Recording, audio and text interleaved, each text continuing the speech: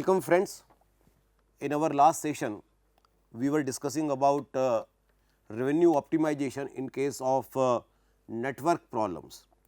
We discussed that various service organizations are offering services in context of networks. We discussed the concept of hub and spoke, which is becoming very popular in the airlines industries, and we also discussed that how this network problem can be seen in hotels, car rentals and various other service things which are extending for more than one period. So, whenever there is a single period issue or single flight, maybe network optimization is not required, but whenever you are requiring services which are extending beyond one period or beyond a single flight, you get into the issue of network optimization. In the case of network optimization, we discussed that a very simple way is greedy algorithm.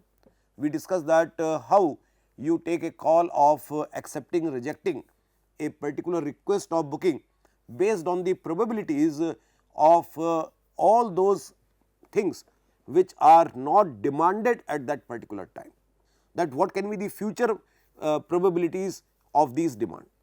Then we also discussed the application of linear programming, and in the linear programming we discussed that how you can formulate your problem into the linear programming by giving appropriate capacity allocation to all the possible combinations. We discussed a very simple example in our previous session where we had two legs. So, you could have customers for individual legs also, and your customers who may expect these services for the entire network, and we formulated a simple LP problem. We discussed that how that LP can be solved using any type of linear programming softwares available. There are many packages which are available in the market. Extending that discussion that how linear programming problem can be actually helped, in this particular session we are going to discuss further improvement of that, that is the virtual nesting and the concept of indexing for solving our network optimization problems. Now, before we go to the virtual nesting and indexing, let me give you the perspective that whenever we are doing the linear programming, there are multiple, you can say, legs which are possible. Like in our case, we discussed Mumbai, Delhi, Roorkee. In our previous class, to explain this concept that how LP is going to work, we considered a single fare for all these classes. You may remember that we considered 200 for Mumbai Delhi, we considered 160 for Delhi Roorkee, and we considered a single fare from Mumbai to Roorkee via Delhi as 300. But in reality, there may be multiple fare classes for each of these sectors. For example, let us say Mumbai Delhi, Delhi Roorkee and Mumbai Delhi Roorkee. You may have full fare, discounted fare, full fare, discounted fare, full fare, discounted fare. These all are the different possibilities, and therefore, like in our previous problem, we took only 3 decision variables x, y and z. The capacity of this flight is 100 seats and this flight was 90 seats. You may remember that we had x equals to 80, y equals to 70 and z equals to 20. This was the answer we got of that particular problem. But if I have full fare, discounted fare, full fare, discounted fare and so on, you may have so many new variables x1, x2, y1, y2, z1 to z2. So, now you will have 6 decision variables for solving, and let me tell you that in airlines as well as in hotels, generally for each of these sectors or each of the room categories, you may have more than 10 different types of fare classes, and therefore, it is not going to remain such a simple small linear programming problem. It is going to become a very complex linear programming problem. For example, I have some fares with me, let us say 150, 100, this is 120,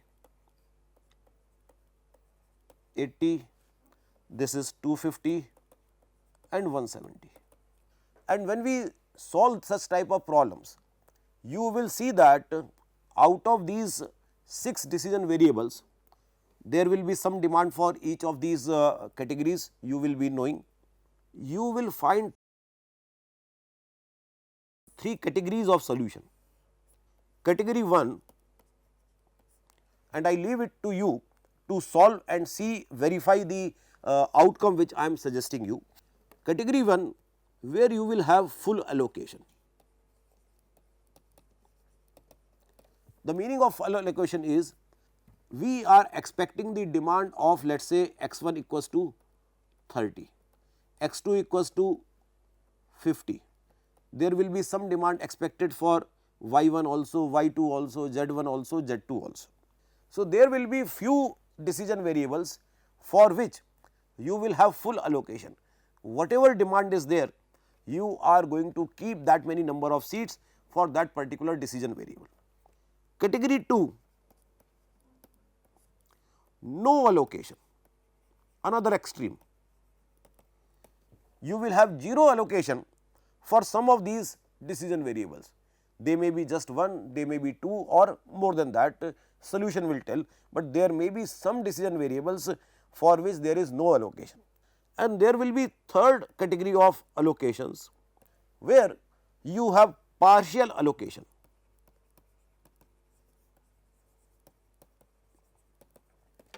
There will be some decision variables out of these 6 where you will have allocation, but not as per the expected demand for that particular sector and for that particular fare category.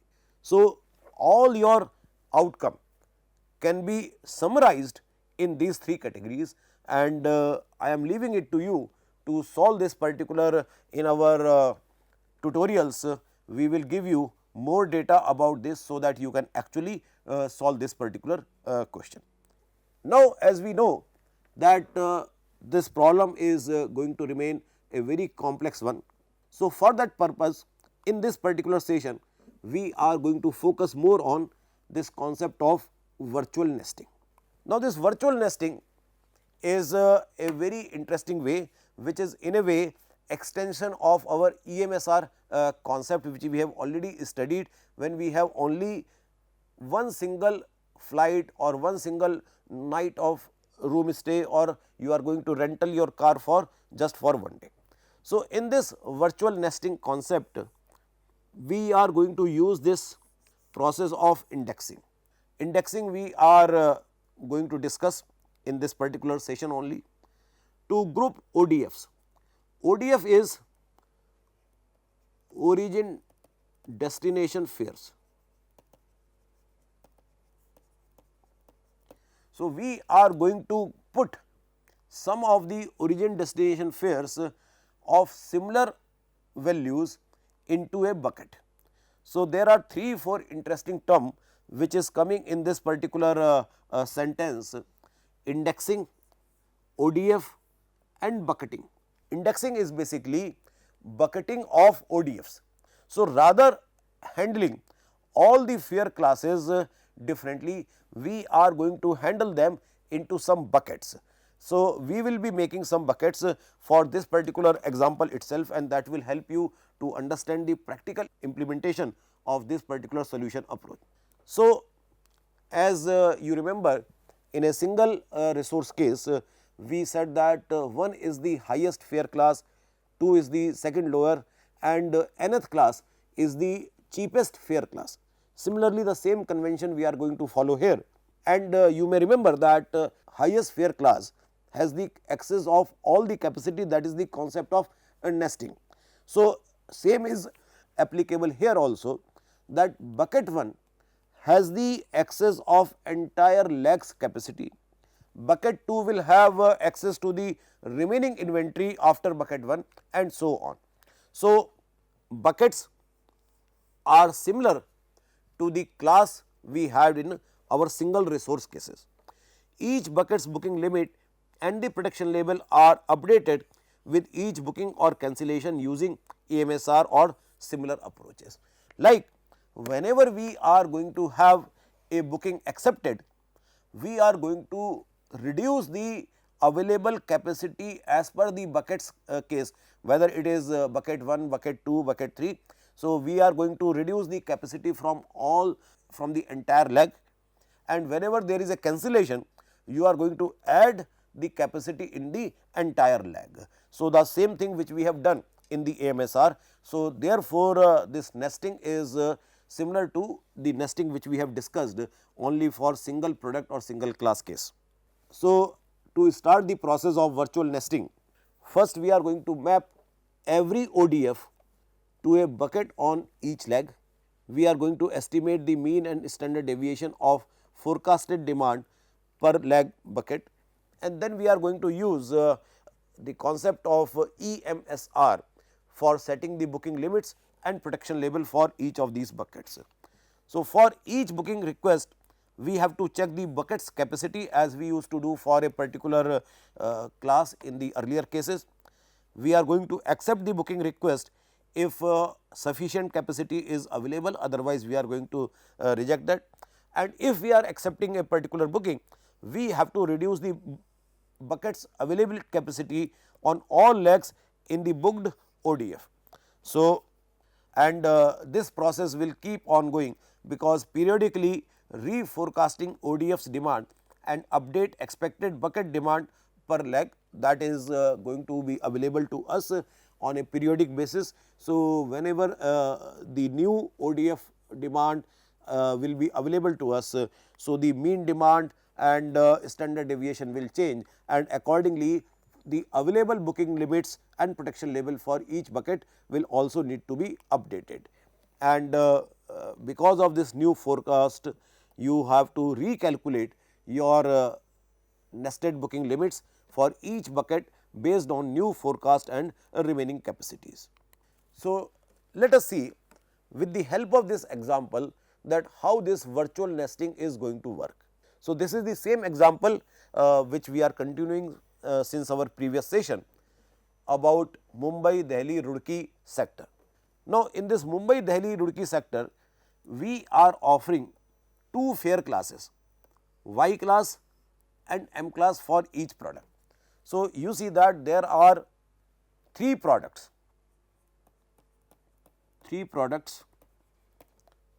Before I write these products, you should think that what are these three products. Three products are Mumbai Delhi, that is product number 1, Delhi Roorkee product number 2, and Mumbai Delhi Roorkee, that is product number 3. And we have two fare classes in each of these products, Y and M, Y and M, Y and M, and YM, these are the two fare classes. So, total 6 options are available. So, these are N, these are M. So, N to M, these are the total 6 options are available for me. Now, I have to put them into some number of buckets. So, you see that how we can do this. These are the first leg, that is Mumbai to Delhi. This is second leg, that is Delhi to Roorkee. Now, in Mumbai to Delhi and Delhi to Roorkee, we are dividing each of these into 3 buckets, bucket 1, bucket 2, bucket 3. Similarly, bucket 1, bucket 2, bucket 3. Now, in bucket 1, what are the, because you have 6 types of passengers, passengers travelling only between Mumbai to Delhi in Y class fare, Mumbai to Delhi only in M class fare. So, in bucket 1, customers who are travelling from Mumbai to Roorkee in the Y class, these are available in my bucket 1 of Mumbai to Delhi leg and bucket 2 in Delhi to Roorkee leg. As we just explained you that bucket 1 means the entire capacity available in this leg is available to these customers. So, entire capacity available in Mumbai to Delhi leg will be available to these Mumbai to Roorkee Y class customers, while for Delhi to Roorkee leg, it is not the complete capacity available to them. The total capacity minus bucket 1 will be available to these customers. So, this is how now rather talking of individual legs, we are going to talk in terms of this kind of bucketing system, that what different types of buckets are available.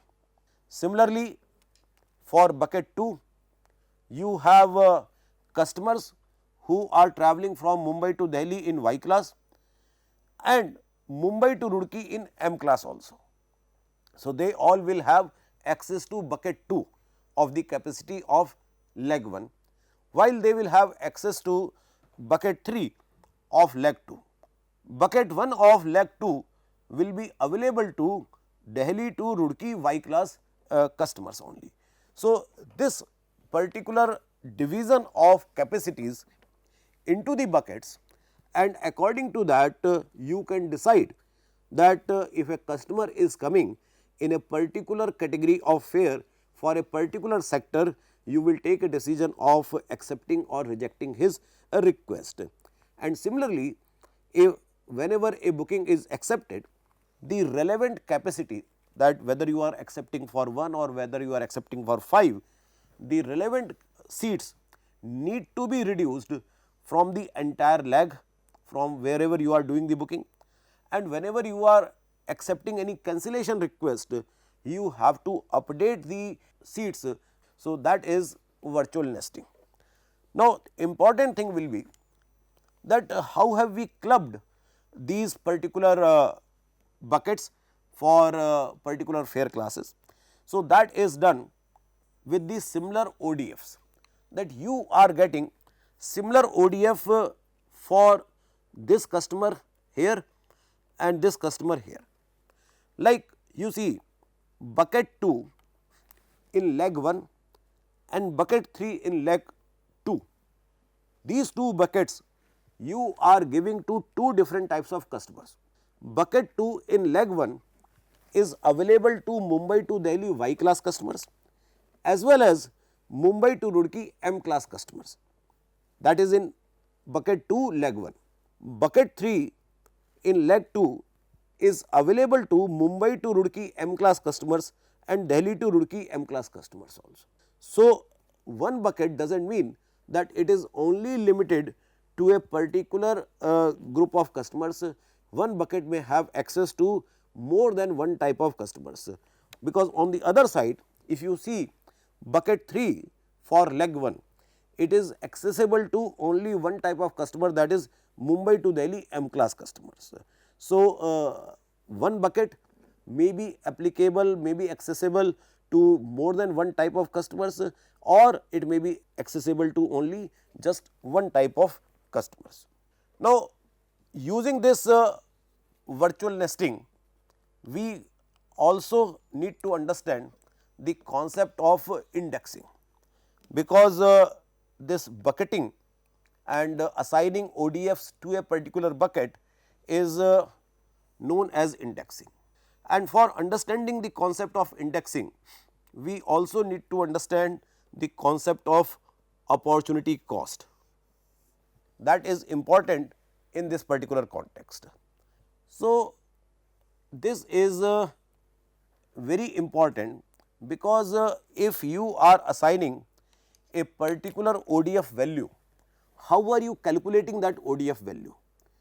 In the beginning of this particular session, we had that you have 150, 100, 120, 80, 250 and 70, 170. Now, when you have so many different types of fare classes, if I am giving a particular seat for let us say customer who is travelling in this particular category, 170 directly from Mumbai, Delhi, Roorkee. I am giving this particular seat at the expense of some other customer. So, what is the opportunity cost which I am incurring for losing a seat for that customer in favor of this particular customer? So, in all these decisions, there are possibilities that there may be some other customer looking for the similar kind of a seat coming from a different set of requirements. So, we have to understand that concept, and that is the opportunity cost of all those customers to whom we are not able to serve because of fulfilling this particular requirement. If I am fulfilling a requirement of a direct segment, obviously this direct segment requirement is fulfilled at the cost of two customers who are looking for individual tickets,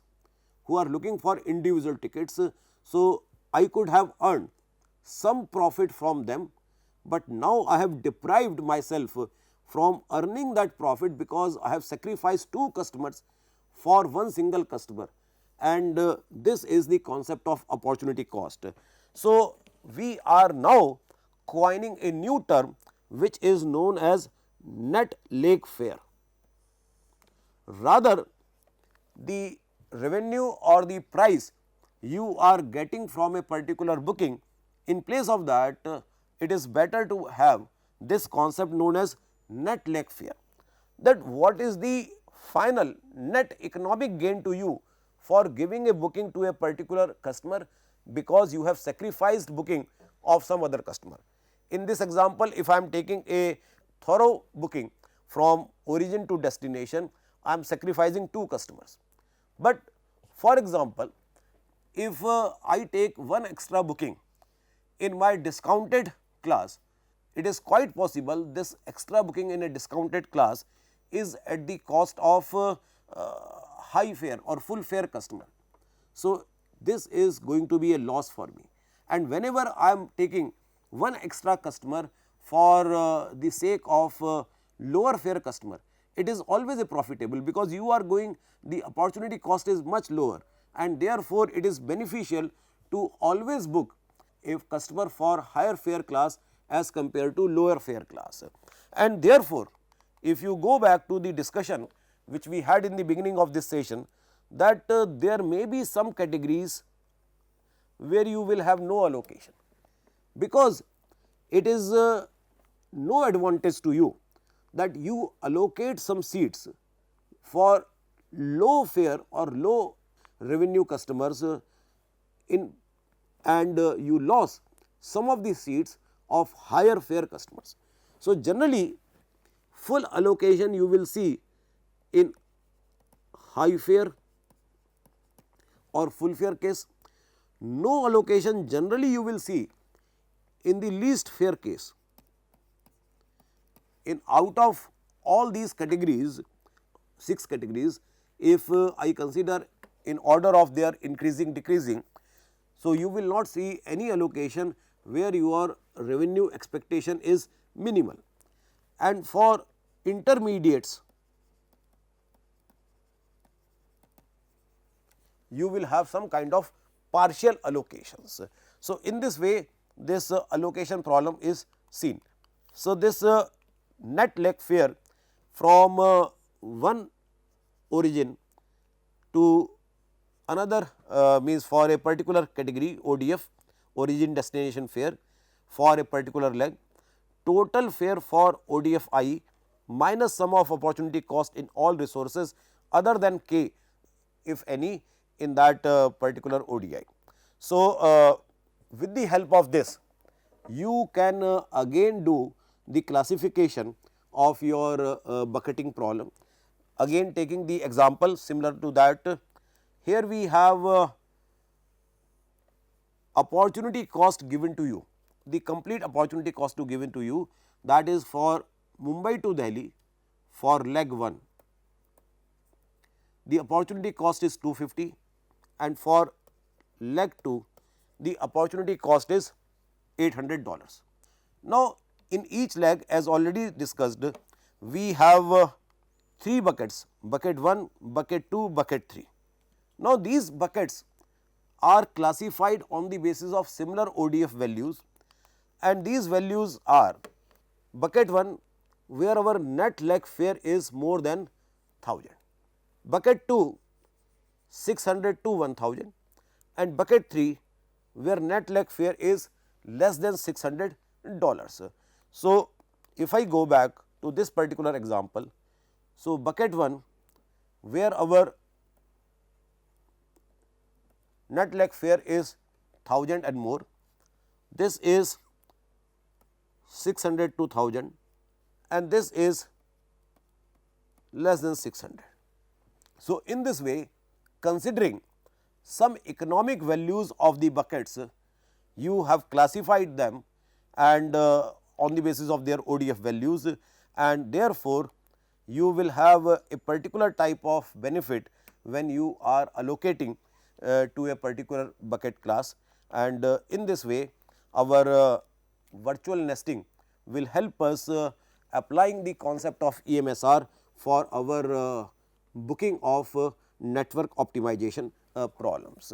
In our next class, we will try to do some kind of numerical, so that we will show you the live calculation of these net leg fare, and on the basis of bucketing we will see that how we have allocated the limited capacity into different types of buckets, and how are we going to take decisions on the basis of that. So, with this we come to an end of this particular session, where we understood theoretical aspects of virtual nesting and indexing for our network optimization problem. Thank you very much.